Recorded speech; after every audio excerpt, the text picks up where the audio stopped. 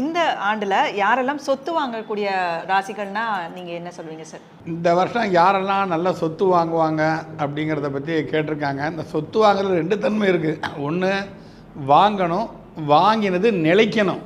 அந்த மாதிரி தன்மைகளை பார்க்கும் பொழுது கொஞ்சம் ஒரு அற்புதமான ராசிகளை நம்ம சொல்லப்போனால் முதல்ல வரக்கூடியது கடகம்.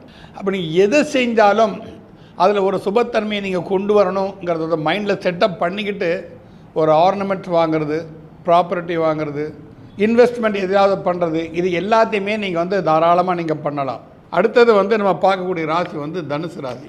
இது வரைக்கும் இந்த அதிசாரமாய் குரு போனதுனால ஏற்பட்ட விளைவுகள் திரும்ப நீங்கள் மீண்டு அந்த சொத்துக்கள்லாம் வாங்கக்கூடிய ஒரு அற்புதமான தன்மையை குரு பகவான் கண்டிப்பாக கொடுப்பார். அதுக்கு அடுத்து வரக்கூடிய இந்த ராசி எடுத்துக்கிட்டிங்கன்னா மகர ராசி. மகர ராசிக்காரர்கள் இந்த காலகட்டத்தில் குருவோட 7ஆம் பார்வை ரொம்ப விசேஷமான பார்வை. எந்த கிரகத்துக்குமே 7ஆம் பார்வை அற்புத நற்பலன்களை தரும். ஆனால் குருவோட